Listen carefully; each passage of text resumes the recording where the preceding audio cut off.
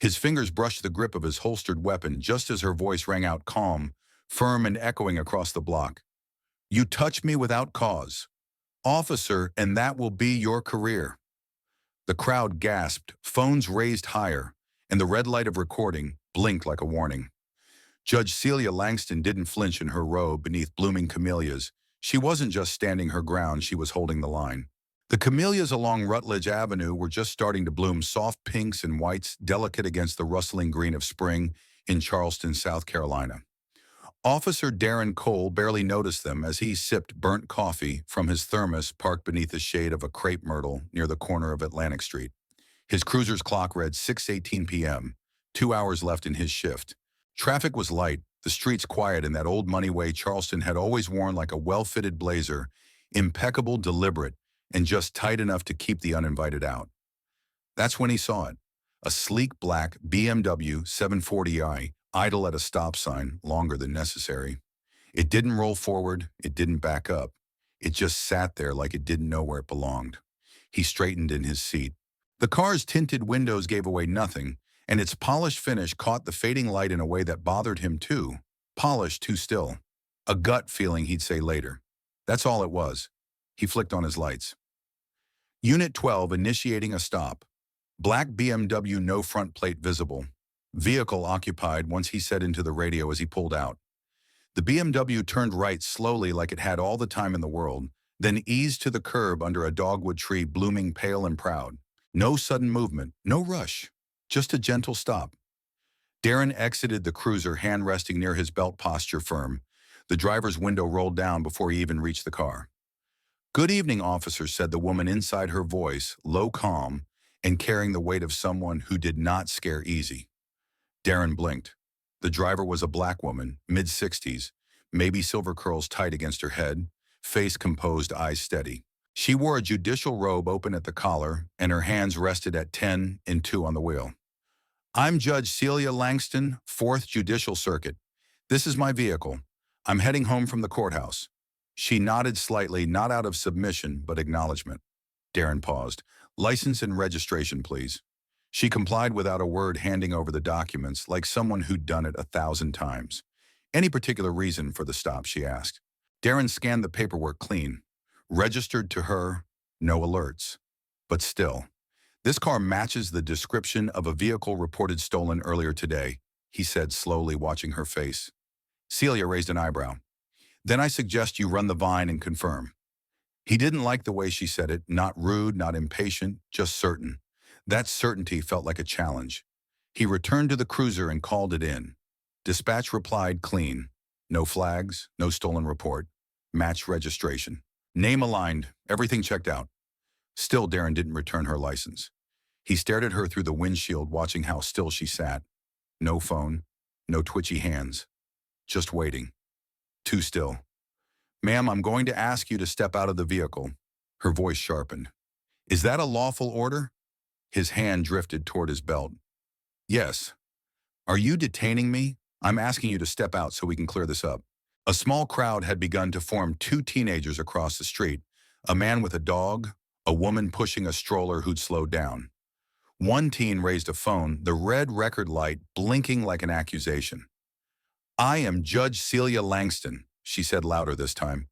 "This is my car. You've received confirmation it is not stolen. You are now unlawfully detaining me." Darren felt the words like heat behind his ears. He flinched, not visibly, but inside something shifted. He knew the law, knew the cameras were on, but something in him, maybe pride, maybe fear, kept him standing there. "You're violating my rights," she said again, her voice quieter this time, but no less powerful. From across the street, someone shouted, "That's Judge Langston."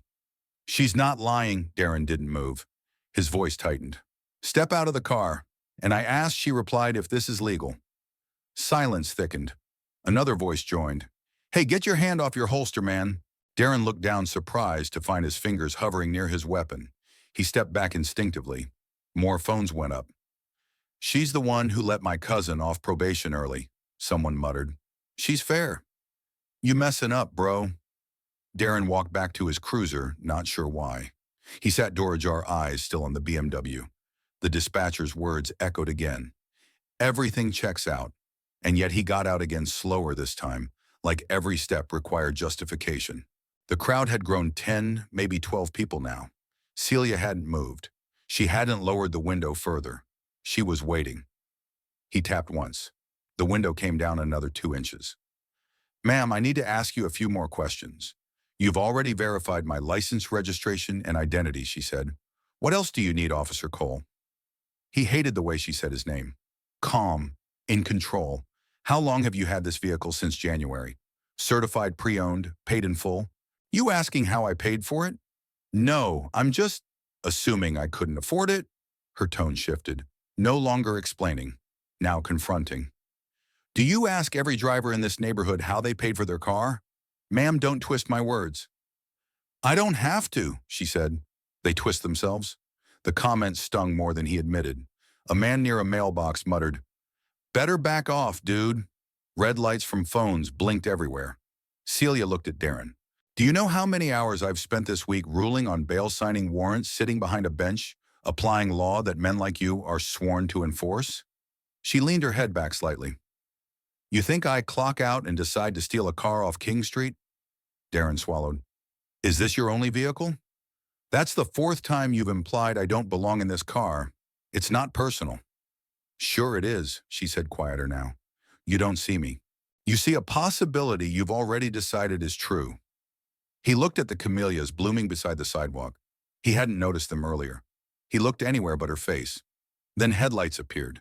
A second patrol car. Sergeant Elena Price stepped out. Younger, sharper eyes scanning quick. She took in the crowd, the phones, the tension. Darren, she said low. What's going on? Routine stop. Possible stolen vehicle. Elena peered into the BMW. Her brow arched. That's Judge Langston. I know, you need to clear this. I'm trying. No, she said firmly. You're not. Celia lowered the window a fraction more. Sergeant Price, she said coolly. I trust you understand how many layers of wrong this is becoming. Elena nodded, jaw tight. Yes, ma'am. Then I assume I'm free to leave, Judge. I'd advise staying in the vehicle just a few more minutes while we de-escalate. You mean talk him down, Elena said carefully. Prevent this from becoming something worse. From the crowd, someone was live streaming. The comments buzzed across the screen. That's a judge. She ain't doing nothing. This officer's gonna end up fired. Celia opened her glove box and held up her judicial ID. Elena examined it. Everything's clear, she said. She's good to go. She could have swapped plates, Darren muttered. You're reaching, Elena snapped. I'm doing my job. You're digging your heels in. Celia's voice slid in. Sergeant Price. I believe you know me. Yes, ma'am. Then you know how close this is to a disaster. Elena nodded. I do. But Darren still didn't move. So Celia did. She turned off the engine, opened the door, and stepped out. The crowd gasped. She stood tall, robe flowing. This is what it takes, she said, for a black woman to be believed. Darren's hand twitched toward his belt. Elena's voice cut across the moment. Don't. He froze. Celia locked eyes with him. You're not the law. The law's written, studied, upheld by people who've earned the right to interpret it. You enforce it, but only if you remember what it means. The block held its breath. Darren felt all of it, phones, voices, the robe, the camellias, her voice.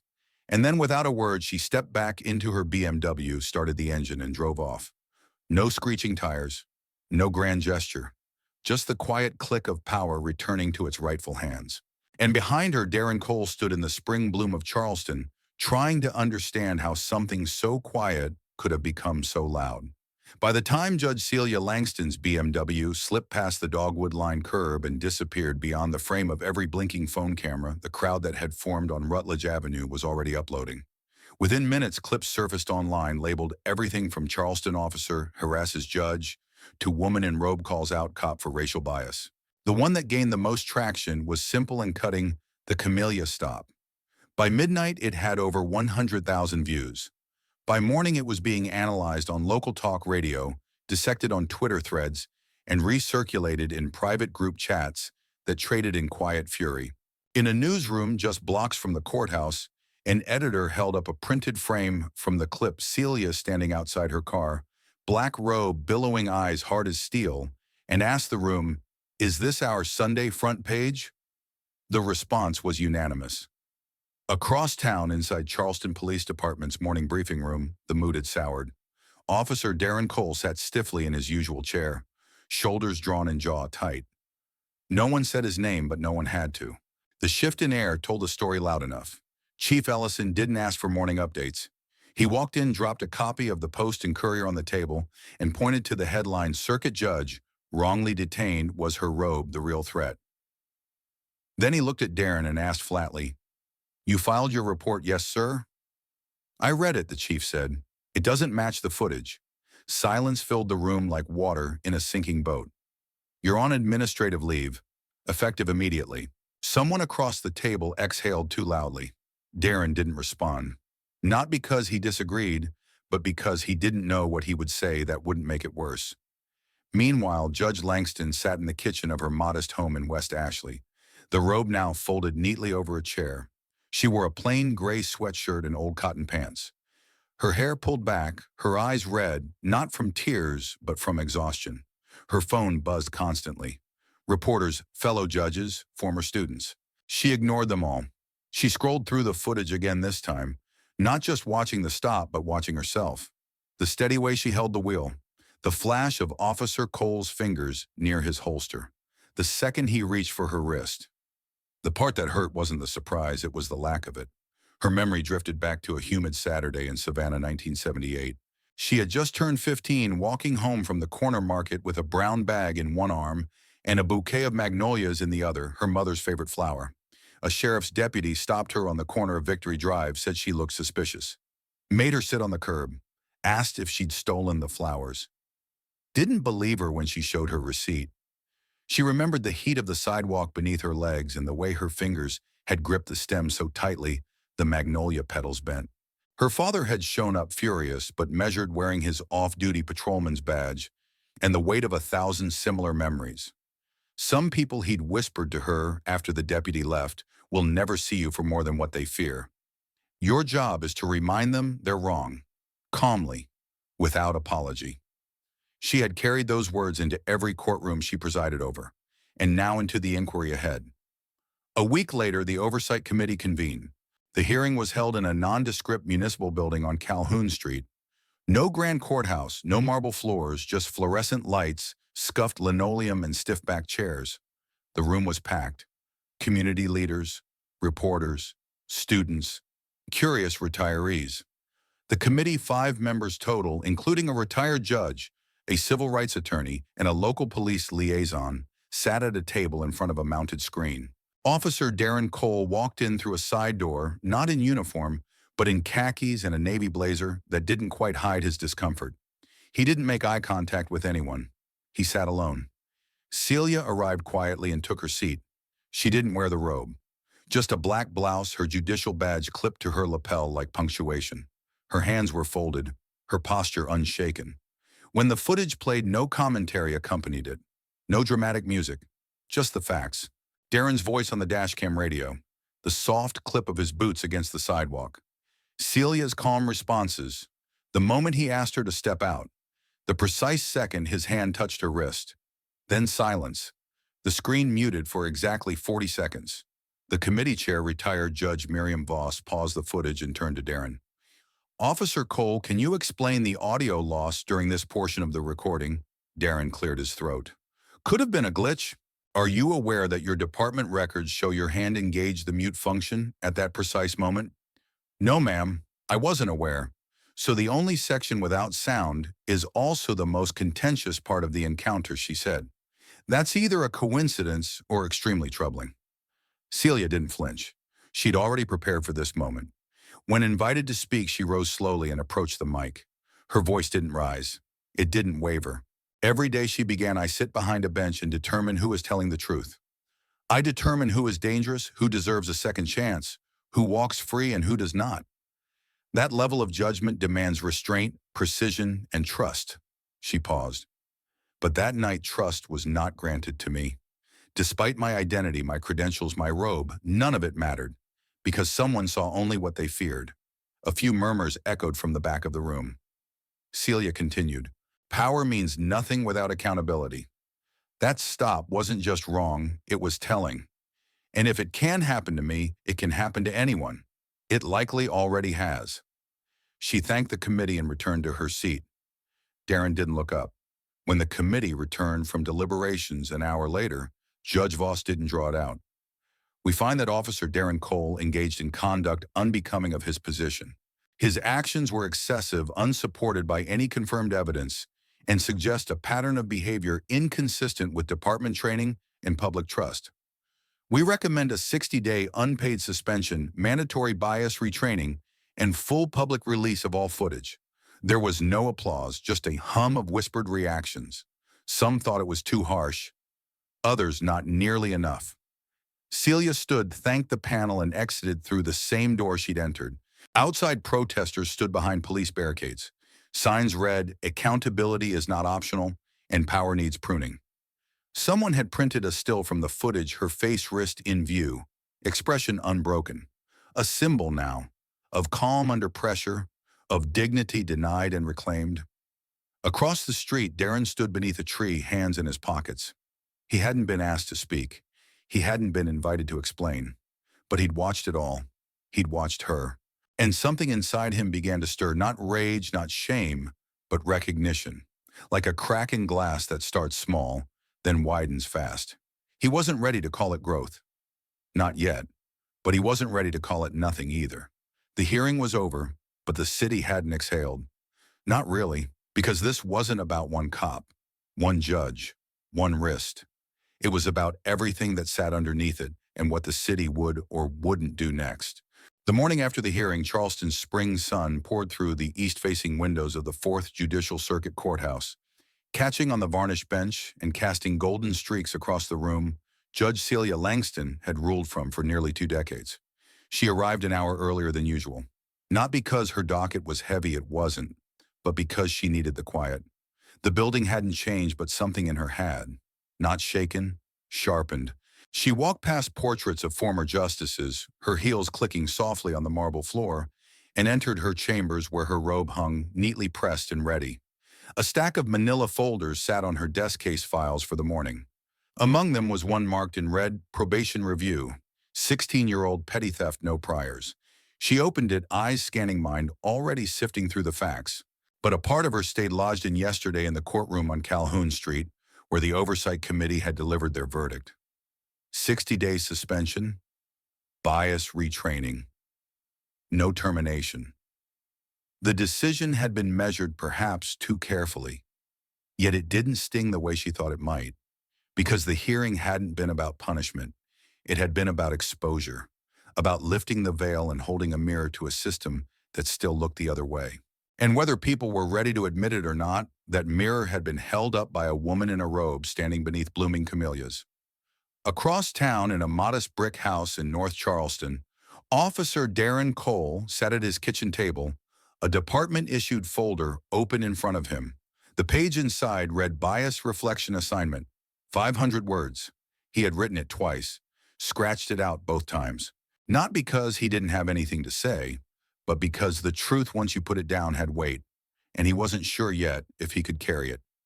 He reached for his coffee, cold and untouched, and stared out the window at the hydrangeas his wife had planted last year.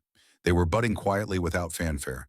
He used to think growth was loud, dramatic, but maybe it was slow, uncomfortable, quiet. He picked up the pen and wrote a single sentence. "I never saw the camellias on her passenger seat. I only saw a threat." He paused, read it back, then kept going. Meanwhile, back at the courthouse, the courtroom filled. The usual rustle of papers, the nervous shifting of defendants in too tight dress shirts. At 9:02 a.m., the bailiff called the court to order.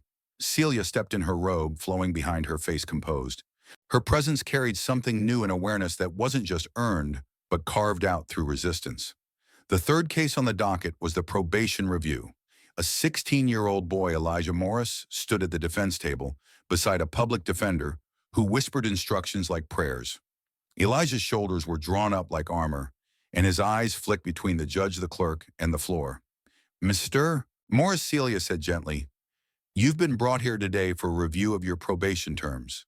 Minor theft, no prior record, school suspension, single-parent household. The boy nodded barely. Do you understand why you're here? Yes, ma'am, he said. Because I messed up. She leaned forward. That's part of it.